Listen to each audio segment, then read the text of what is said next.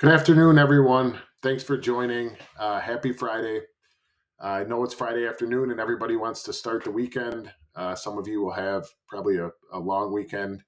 Um, so I'm going to jump right in because we have 30 minutes. For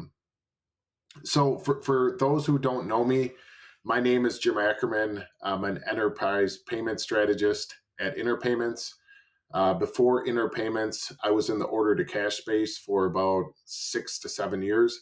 In that space, I was actually working with a software that was using Interpayments and saw the value it brought to not only the organization, but to the customers who used it. And what it did to the overall financial health of organizations, and decided to join the team. So I've been with Interpayments for close to 2 years now. And I really enjoy working with merchants and partners to help bring cost recovery as a realization that's not only bringing funds back to the bottom line, but also doing it compliantly, which I think is the most important thing. Okay, so for the agenda of what we're going to cover today, we're going to go through what Interpayments does, and I'm going to keep this really focused. So we're going to go through a real world business case. And when I say business case, this is what we present to the organizations that we work with. And they find this very useful because of the fact that it provides them an accurate cost recovery of what it would look like if they want to roll out surcharging. What we do is we actually take 2 months worth of credit card statements. We look through that and we take out the transactions that can't be surcharged from a card standpoint. So we take out the debit cards. We make sure any other cards that would return a zero surcharge, we try to take out of this actual outlook for the organization, and we're using your numbers. Now there is some things that we may not be able to see, and that is where cards are coming from. Like, for example, states like Maine and Connecticut, where you cannot surcharge. We can see that sometimes we can't. So we do the best that we can to make sure that this is as accurate as possible. But we also keep it really conservative. So I give some fluff there for states that may not be included, and then also any other fees that you incur from maybe your processor or your bank that you may not see or may not be part of the surcharge or in that transaction. So the other thing too, before we get started, is this is 30 minutes today. So we're probably not going to have a lot of time for questions at the end. You can see my email address there. If you want to send me an email with any questions, certainly do that. If you want to connect with me through LinkedIn and ask any questions, I'm certainly happy to help. What I will offer anybody that decided to join today is, if your organization is thinking about surcharging and you have some questions around, like, what does it look like? What do we have to think about for our customers? Is there compliance loopholes we need to think about, even for certain like verticals, organizations? For example, like I'm going to take one that's a pretty hot vertical now that's getting ready to surcharge, and that's insurance. There's a lot of moving pieces with compliance in that vertical, because there's the Department of Insurance, or the DOI, that you have to contact in each state as well. So we help manage all that compliance. So certainly reach out with any questions, and I'd be happy to walk through, even if it's just like, hey, we're just curious, we're kicking the tires on surcharging. We want to understand what a cost recovery outlook would look like for our organization. Certainly happy to provide that for you. And I know what you're thinking, like, oh, if we get in contact with Jim and we want to ask some questions or ask him to provide this for us, we're going to get caught in this never-ending cycle of him knocking on our door. And we are also consultants to our customers. We try to help them, understand what they need to look out for, how they plan to surcharge. So I'm happy to help, and I don't expect, you to do business with us right away, or I'm not going to help you. So certainly feel free to reach out. Okay. So a lot of people on this call are probably wondering, who is Interpayments? What do we do? And we run into this a lot. A lot of times when I get on calls with organizations, they say, "Well, we've heard about you, but we didn't know we can work with you directly." Um, and that is false. So we do work through a lot of partners. We work with some of the largest payment processors in the United States. We work with some of the largest banks in the United States. We work with software platforms, as I discussed in my background in the intro. But we also work directly with organizations, um, and that's something that we're starting to do more and more, because surcharging is becoming a really hot topic. And I'm sure you're on this call because it's a hot topic that you're either thinking about, or you've heard, like, okay, there's others in our vertical or what we do that are starting to think about surcharging, and we don't want to get left behind. So what Interpayments does is we are solely helping you try to recover compliantly as much as you can in each transaction. We are not a payment processor. We're not a gateway. We are a managed surcharge provider. So what does a managed surcharge provider mean? What that means is that we cover you, not only in compliance with indemnification, but we also help you roll out the program end to end. So a lot of times when you're thinking about surcharging, you're just like, okay, we see that we're gonna have a fee within that transaction that's going to show up that help us recover what we're paying for our credit card costs. That's part of it. But there's a lot more to think about. There's a lot to think about with how it impacts the organization. Who else needs to be involved when you're thinking about rolling out surcharging? What kind of notifications do you need to make to your customers? You have to make notifications to the card brand, to your acquiring bank. We handle all that for you. So we guide you through that process. We even go as far as submitting those forms on your behalf. So there's a lot of benefits to Interpayments outside of just recovering a fee. We're a consultant. We help you the whole way through. So that's our sole purpose. A lot of organizations think of us like a Avalara or Vertex in the sales tax world, where they're sitting in the transaction to compliantly give you the right sales tax amount when your customer is going to make a payment. We do the same. We sit in that transaction to help give you a compliant surcharge amount when your customers go in to make a payment in real time.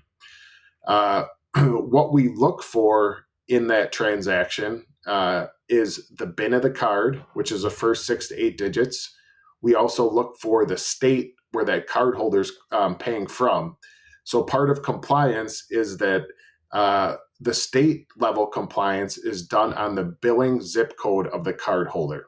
So even though that you may bill another organization in, let's say, Wisconsin, where I'm from, and your company's based in New York, or their company's based in New York, all the compliance regulations are applied to where that card holder is paying from.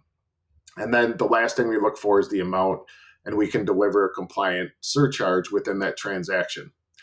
Couple unique things about Interpayments is that we are the only ones in the market that will indemnify you, meaning that we put our money where our mouth is. A lot of times when I talk to organizations, they want to they want to recover fees. They want to bring money back to the bottom line, but they're like, how robust is this? Do I need to think about every law for each state? Do I need to think about card brand rules and regulations? Am I going to get fined? What are my customers going to think? Are they going to churn? We help with the whole process. So when I talk about the compliance side, the fact that we indemnify you is a big thing, especially for Fortune 500 companies, publicly traded companies, where they cannot afford to mess around with compliance. And that's why we have a lot of partners that work with us too. So essentially, if anybody ever comes to you and says, you surcharged us the wrong way, or it was non-compliant, we will step in and defend you. And then if a fine is ever levied against you, we will pay it on your behalf. We haven't had that happen yet because we stay on top of compliance and make sure that you're compliant. But we do have that written in our agreement that we will pay the fine on your behalf. So if you're going to surcharge, there's a big question I would ask anybody that's talking to you about, we can add a fee for you. We can slap on like a flat percentage across all your transactions. It may sound quick and easy, but I would always lead with the question, can you indemnify me? Are you sure that I'm going to be compliant? Because we've heard a lot, and we've had companies that have talked to us, talked to somebody else, and came back and said, you want to know what? We just need to be indemnified. We need to know that we're compliant.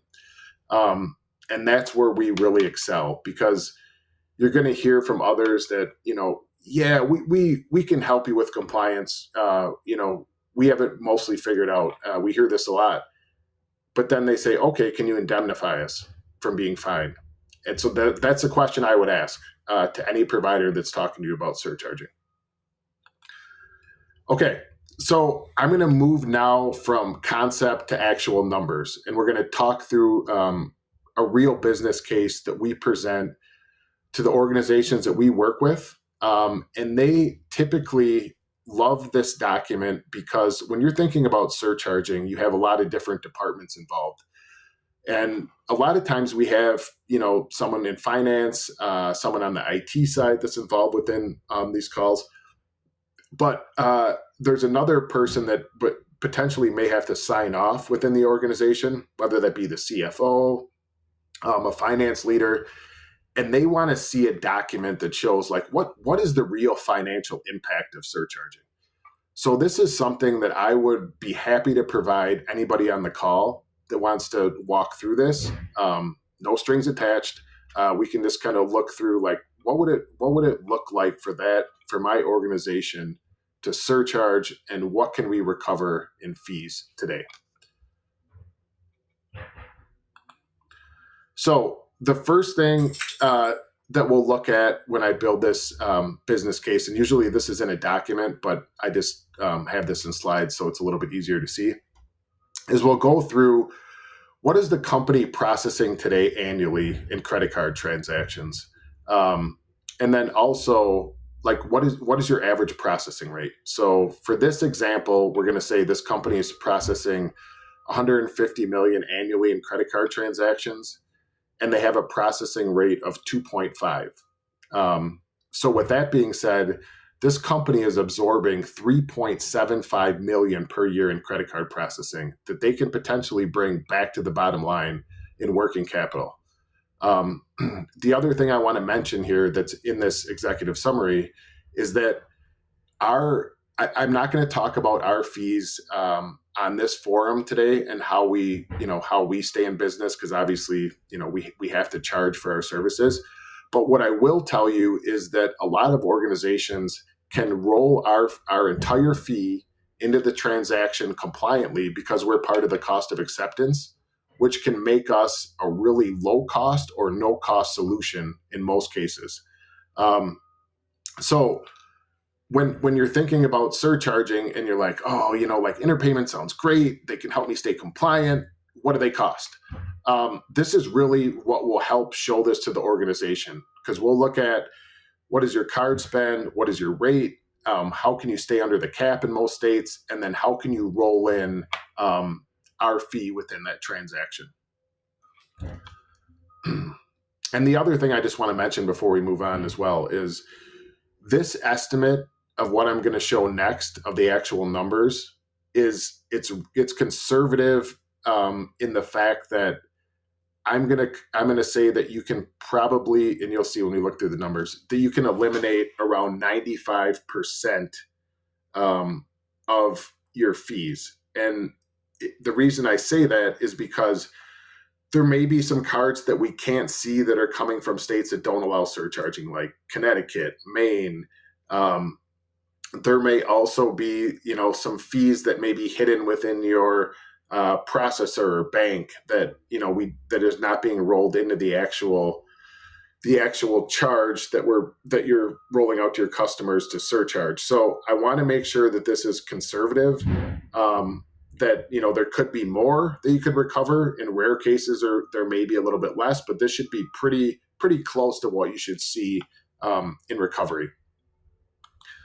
So this is what matters to most finance folks, obviously, that are on the call or that we talk to, and this is kind of the meat and potatoes of the business case. So if we walk through it, today, as we talked about, this customer has roughly 150 million in credit card volume.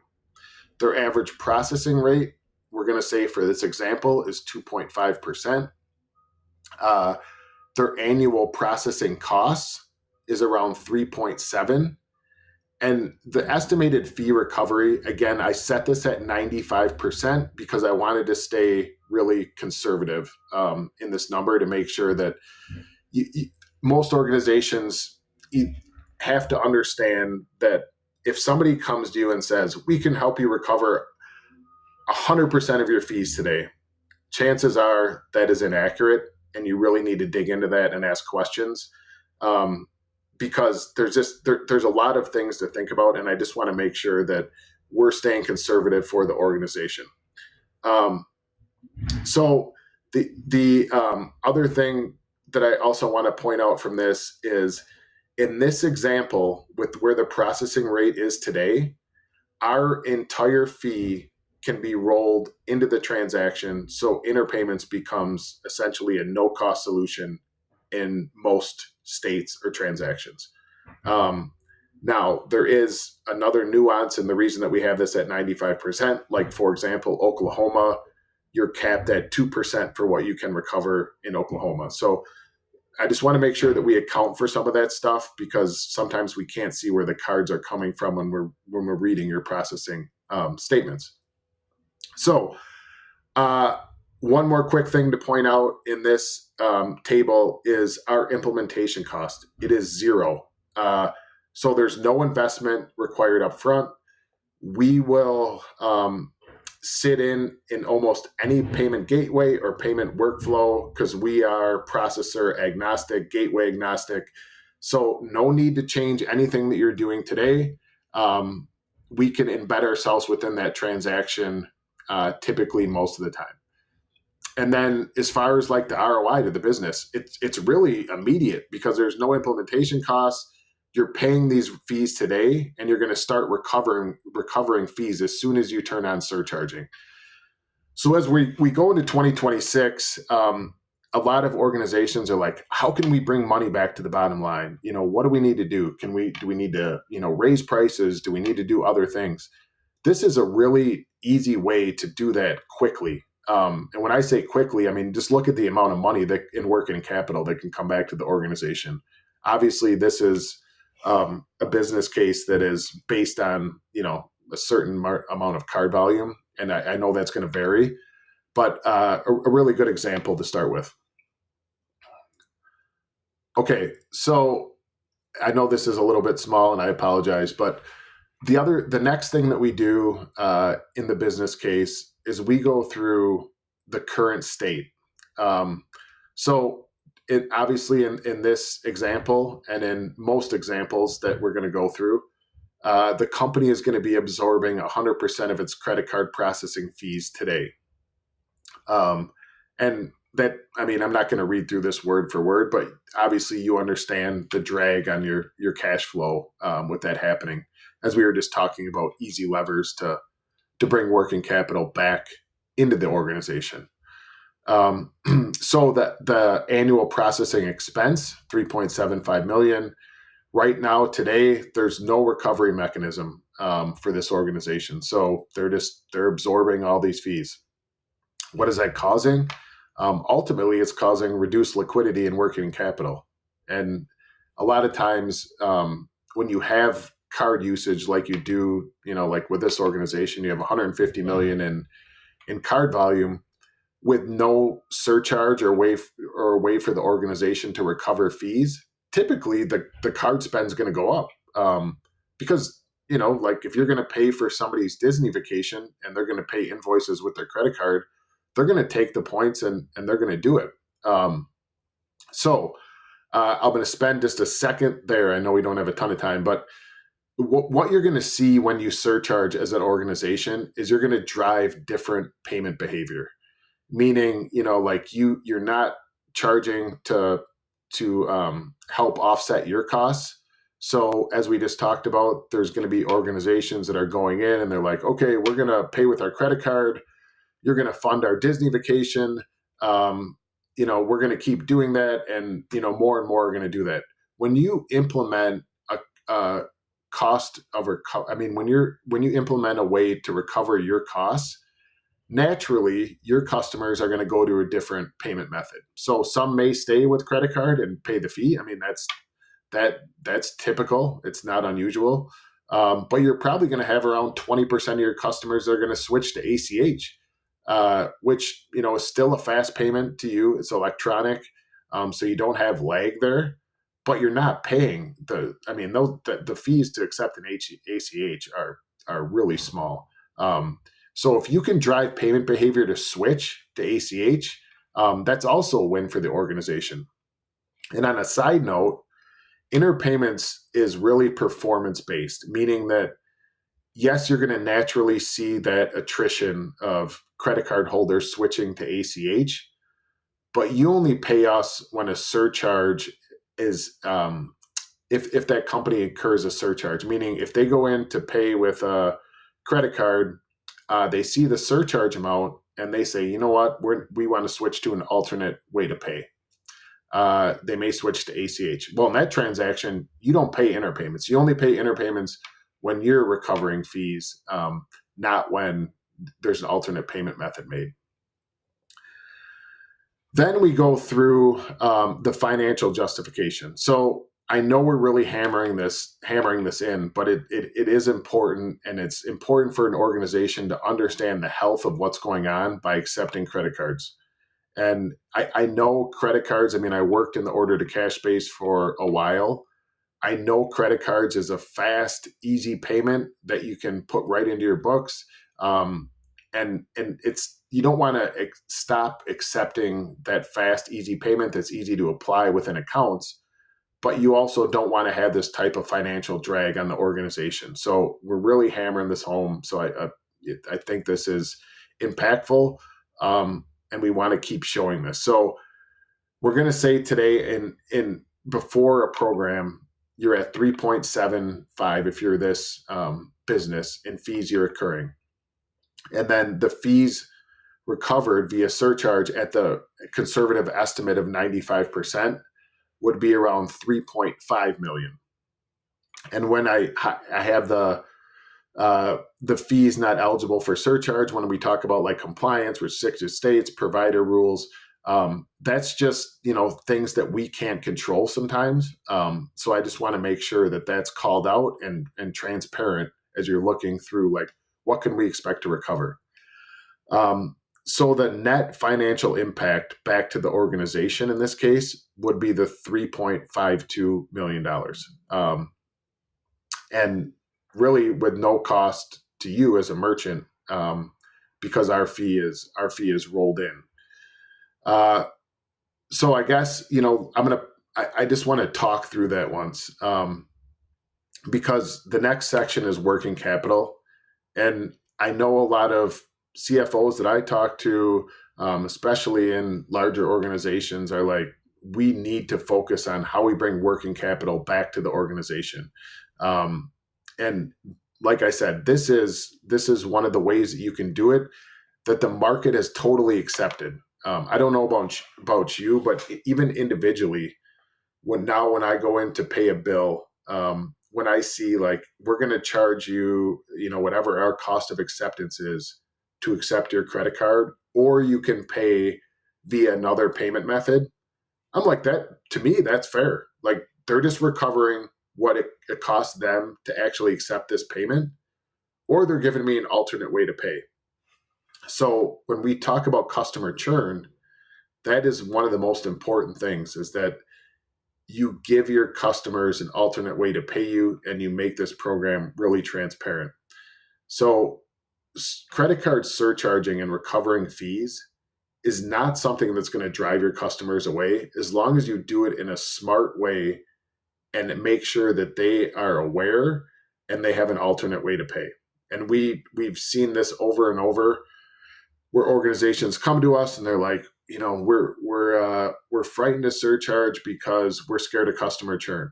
Well, we can walk them through the process of what we've seen, what best practices are, and we just kind of talk through those. But we can supply you with that to make sure that if you're going to start recovering fees, you don't have to worry about customer churn based on everything that we've seen, and we do this a lot with a lot of organizations.